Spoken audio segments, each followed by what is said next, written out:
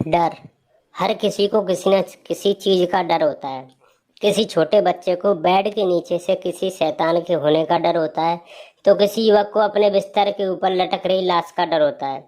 पर जब यह डर इतना बढ़ जाए कि आपका पूरा जीवन एक खौफ के अंधकार से भर जाए, तो उसे खौफनाक डर कहते हैं।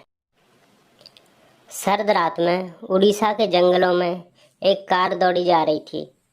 सोनिया ने कहा, राजेश, शायद हमें इस रोड से नहीं आना चाहिए था। इसके अलावा यहाँ एक भी गाड़ी दिखाई नहीं दे रही। राजेश ने कहा, पर हम और कर भी क्या सकते थे सोनिया। तेरे भाई रमन के अंदर जो कुछ भी है उसे निकालने के लिए महातांत्रिक ओझा के पास सुबह 4 बजे तक पहुंचना बहुत जरूरी है ना। सोनिया के मन में बहुत हलचल हो रही थी। उसे कुछ बुरा होने का डर लग रहा था, पर वह कहती भी क्या। उसके भाई रमन को बचाना भी जरूरी था। बचपन से ही अनाथ दोनों भाई बहन सोनिया और रमन अपनी मासी के पास रहते थे और सब कुछ ठीक ही था। पर पिछले कुछ दिनों से रमन हर 4 बजे अचानक ही अलग आवाज में बोलने लगता। दिन में कभी भी अचानक उल्टा चलने लगता, कभी किसी पर हमला कर देता। एक दिन तो उसने अपने ही पैर तोड़ लिए। तब से वो चलने में असमर्थ हो गया। पहले तो लगा था सोनिया को उसके भाई रमन को कोई मानसिक बीमारी है, पर फिर उसे धीरे धीरे यकीन हो गया कि उसके भाई पर किसी प्रेत का साया है। सोनिया ने अक्सर सुना था कि भूत रात में आक्रामक होते हैं, पर उसके भाई रमन के साथ तो कुछ उल्टा ही था।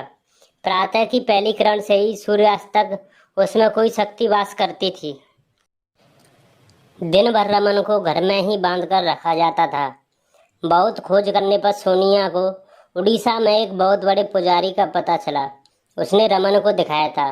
उन्होंने ही उड़ीसा के करीब 200 किलोमीटर की दूरी पर बने महातांत्रिक ओझा के शिविर में जाने को कहा, और ये भी कहा कि 2 दिन में आ रही अमावस्या के पहले तक पहुंच जाना, वरना बहुत देर हो जाएगी।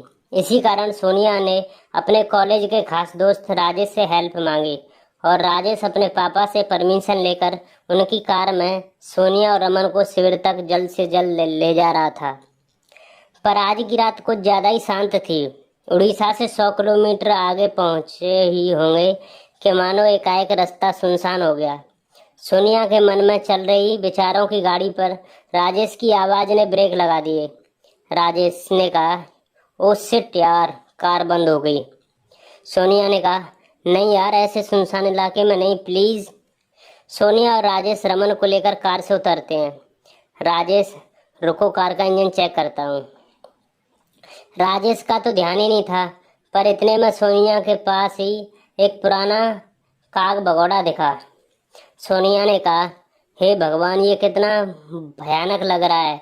कोई इस प्रकार का खौफनाक काग भगोड़ा अपने खेतों में क्यों लगाएगा। राजेश ने कहा, यार सोनिया, गाड़ी तो स्टार्ट नहीं हो रही। अपने पास कोई आसपास में मदद देखते हैं। वहाँ एक छोटा सा घर दिख रहा था, शायद वहाँ से कोई मदद मिल जाए। राजेश ने रमन को गोद में लिया और सोनिया ने कार के दरवाजे लॉक कर घर की ओर कदम बढ़ाने शुरू किए। सोनिया ने कहा, राजेश, कुछ गड़बड़ है। तू यकीन नहीं करेगा, पर काग भगोड़े का मुंह अपने आप खुल गया था। सोनिया की बात सुनकर राजेश ने भी नजरें गड़ाकर देखा। राजेश ने कहा, नहीं सोनिया, शायद कुछ भ्रम हुआ होगा। आखिर रमन के साथ इतने दिनों से जो चल रहा है उसका असर है। चिंता मत करो, उस घर की ओर चलते हैं, वहां से कोई ना कोई मदद जरूर मिल जाएगी। दोनों ने तेज कदम बढ़ाते हुए घर की ओर चलना शुरू किया। तभी एकदम से एक आवाज गूंजी। सोनिया ने राजेश से कहा, पीछे झाड़ियों की तरफ से कुछ आवाज आई थी। मुझे कुछ ठीक नहीं लग रहा राजेश।